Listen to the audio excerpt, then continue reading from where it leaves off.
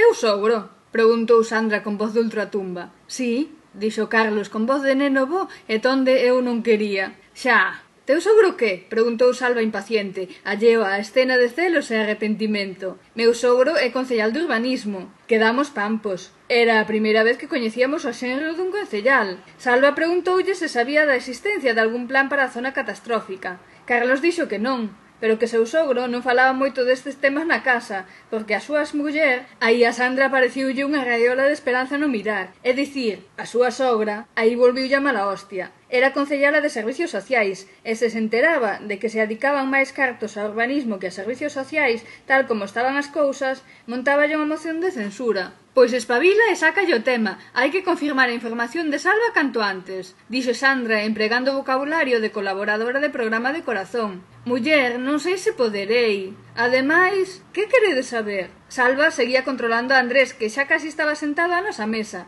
e como o vía interesado no tema, deduciu que ía polo bo camiño. Díxolle a Carlos que se enterase de se había ou non algunha actuación prevista na zona cero. Carlos prometiu que o intentaría, e aínda que Sandra non se fiaba nada, Salva quedou convencido. En realidade, a Salva a confirmación de Carlos pouco lle importaba. Sabía perfectamente que Fresquiña lle dera información de primeira e non precisaba contraste ningún. De calquera xeito, a confirmación xa lla dera Andrés ca súa reacción e por riba conseguira quitarlle da cabeza aquela obsesión súa co puenting. Carlos marchou no seu espectacular coche e nós acompañamos a Sandra á súa casa porque estaba de mal humor. Nunha mañán coñecera ao príncipe azul, o cabrón que lle rompera o corazón e o adúltero que a intentou seducir. A pobre non estaba feita a tantas emocións. Deixámola diante da tele, co bote de galletiñas saladas e unha botella de auga de baixa mineralización, tapada cunha manta e comando na man. Comezaba o programa nin glamour nin corazón, que era unha versión ácida de Corazón de Glamour. Vamos, que os poñían de volta e media. Salva fíxome ir con el espiar a Andrés. Xa me diredes onde o íamos pillar. Había máis de 2 horas que o deixáramos agarrado á barra da cafetería para non caer do tallo co estirado que estaba enriba da nosa mesa. Pero Salva, que o coñecía moi ben, localizouno de seguido nun puticlú que tiña unha fonte de cores no cartel luminoso. Eu vírao cantidad de veces ao pasar pola xeral, pero na vida me imaginara parada nun coche no aparcamento preparándome para entrar. Tampouco me imaginara preguntándome se Salva era asiduo a aquel tipo de establecementos, porque non me parecía deses. Aínda que ás veces a necesidade... Bueno, chegados a ese punto preferín pensar que non me interesaba o tema, aínda que lle seguín dando voltas un tempo, e ás veces dábame como ganas de ir lavar as mans despois de tocalo. Os tíos son todos uns porcos, todos, sin excepción.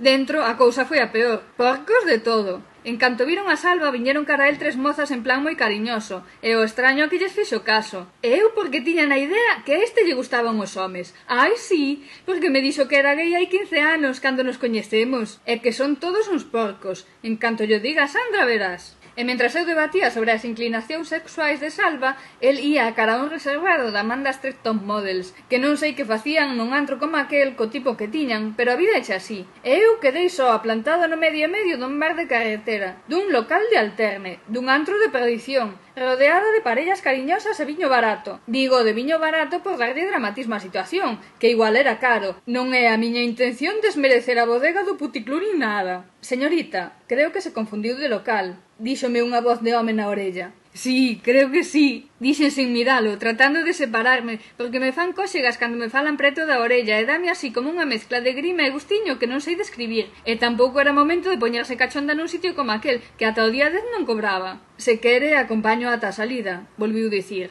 Eu tiña todos os pelos de punta, e unhas ganas de refregar a orella para que parase aquela sensación, e que vin cun amigo, dixen, marchou por aí. Ben, non creo que agora lle faga moita falta a súa compaña.